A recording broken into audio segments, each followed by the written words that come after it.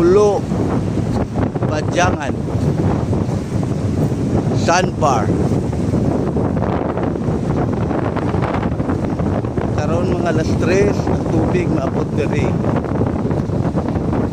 Basta dira sa pulang plug bandira tubig.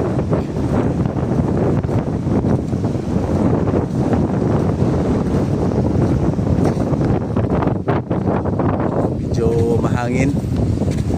Ano na siya. Balik na kami sa mga bangka. Ay makanto naman kami sa isa ka isla.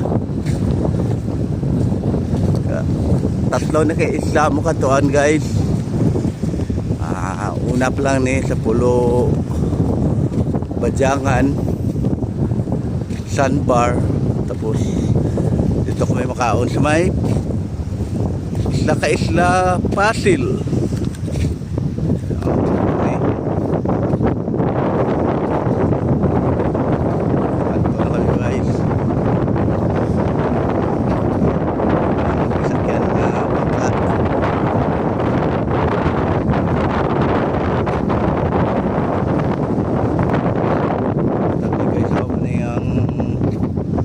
Tatandaan nga ang tubig maabot na rin.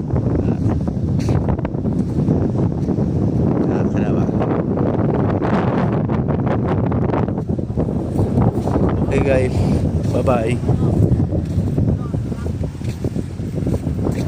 May entrance sila dito guys, 30 pesos per head. So kailangan kami magbayad sang 150.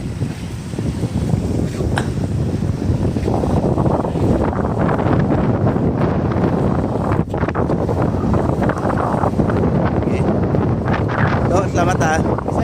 Salamat. Mauna yung thank you. Bye bye.